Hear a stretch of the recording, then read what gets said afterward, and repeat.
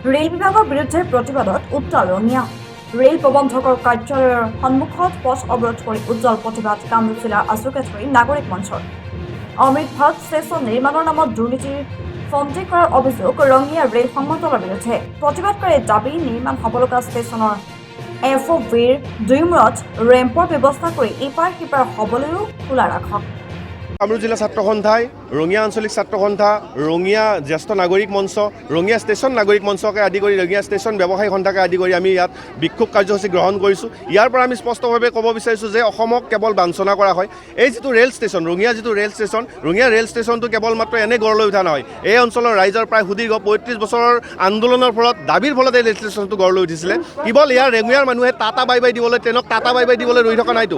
ইয়াত যিসমূহ ব্যৱস্থা গ্ৰহণ কৰিব লাগিছিলে, ইয়াত আজিলৈকে ৰাজধানীখন ৰখাৰ ব্যৱস্থা কৰিব পৰা নাই। বন্দে ভাৰতটো আছে, বন্দে ভাৰত কোনো ধৰণৰ ব্যৱস্থা কৰিব পৰা নাই, ৰখাৰ ব্যৱস্থা কৰিব পৰা নাই। শীত তাপ নিয়ন্ত্ৰিত কোঠাত বহি দিয়াৰামগৰাকীয়ে, অসমৰ আৱেগ নুবুজা মানুহগৰাকী দিয়াৰাম অফিচত বহাৰ কোনো নৈতিক অধিকাৰ নাই। স্পষ্টভাৱে ক'ব খুজিছোঁ, ৰেল বিভাগৰ চৰমভাৱে ব্যৰ্থ হৈছে।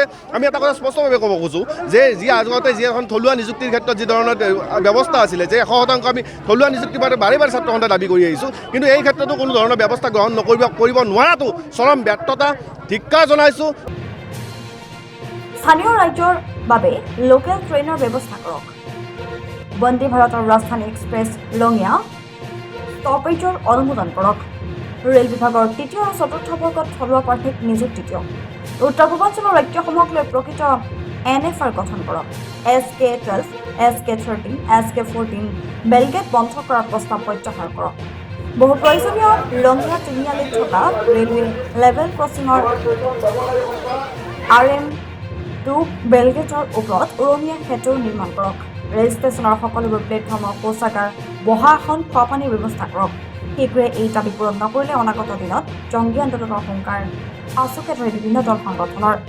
এই অঞ্চলৰ বৃহত্তৰ, আজি আমাৰ ৰঙিয়া বুলি নহয় দেই, এইটো ভুল ভাবিলে নহ'ব, কাৰণ আমাৰ মাজত এতিয়া লখিমপুৰ গহপুৰৰ ফালৰ পৰাও ইয়াত আহি সমবেত হৈছেহি।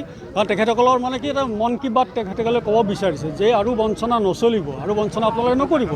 কাৰণ মই উদাহৰণ দি কৈছোঁ, মই যে আপোনাৰ যি আজি উত্তৰ কাঠনি বুলি এটা ষ্টেচন আছে, তেখেতসকল আহিছে, সেই ষ্টেচনত মাত্ৰ এখন ট্ৰেইন তেখেতসকলৰ, কেৱল আপোনাৰ ডেকাৰগাঁৱৰ পৰা মাৰ্কংচালেক জোনাইলৈ যোৱাৰ কাৰণে এখন ট্ৰেইন নামত ৰখোৱা হৈছে। তেখেতসকলৰ কিন্তু কোনো এখন ট্ৰেইন নাই যে তেওঁলোকে ৰঙিয়া আহিব পাৰিব, গুৱাহাটী যাব পাৰিব, ৰঙিয়াত আহি পেলাই তেখেতলোকে কেলকাতা, দিল্লী, বম্বে যাব, মানে কোনো কানেক্টিভিটি নাই।